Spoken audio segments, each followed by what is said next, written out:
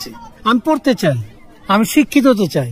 ঢাকায় সিনেমার মুভিলোড খ্যাত অভিনেতা ও চলচ্চিত্র শিল্পী সমিতির সাধারণ সম্পাদক মনোয়ার হোসেন ডিপজল। তার মানে আপনি আমার পড়াইবেন না? না। সম্প্রতি একটি স্কুলে এক ঝাঁক শিশুদের সঙ্গে ক্লাস করতে দেখা গেছে তাকে।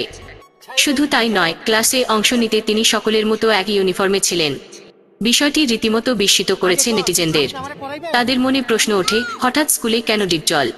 তিনি কি আবার নতুন করে পড়াশোনা শুরু করতে চান? সম্প্রতি একটি ভিডিও সামাজিক মাধ্যমে ভাইরাল হয়। ভিডিওটির প্রথমে কিছুক্ষণ দেখার পর বোঝা দায় সত্যি ডিপজল স্কুলে ভর্তি হলেন কিনা। এতে দেখা যায় একটি স্কুলের ক্লাসরুমে শিশুদেরকে পড়াচ্ছেন শিক্ষিকা। এ সময় গায়ে ইউনিফর্ম, কাঁধে ব্যাগ ঝুলিয়ে হন হন করে ক্লাসরুমে প্রবেশ করেন ডিপজল এবং সাথে সাথেই বেঞ্চে বসে পড়েন। ডিপজলকে এভাবে ক্লাসে প্রবেশ করতে দেখে তাকে শিক্ষাদানে অপারগতা প্রকাশ করেন শিক্ষিকা। তার মানে আপনি আমার পড়াইবেন না? না। বোঝাতে চাইলেন, যিনি গুন্ডামি মাস্তানির সঙ্গে জড়িত তাকে দিয়ে পড়াশোনা করানো সম্ভব নয়। এরপর অনেক আকুতি মিনতি করেন ডিপজল। তার মানে আপনি আমারে লেখাইবেন না?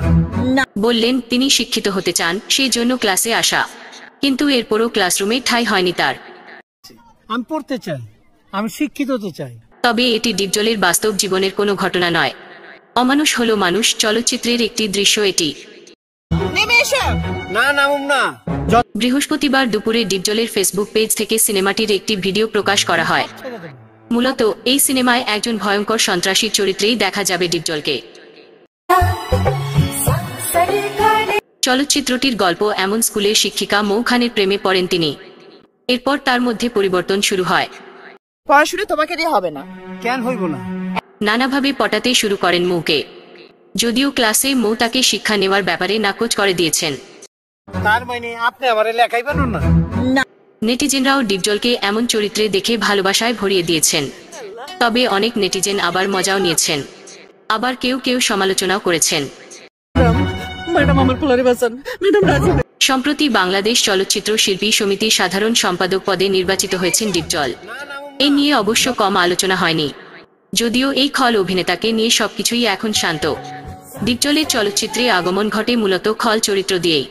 তবে অনেক বছর হলো তাকে এই খল চরিত্রে পাওয়া যায় না। আগের মতো নিয়মিত অভিনয় করেন না তিনি। যা করছেন সেটা ইতিবাচক চরিত্র। আগে কোন আপনি আমারে পড়াইবেন?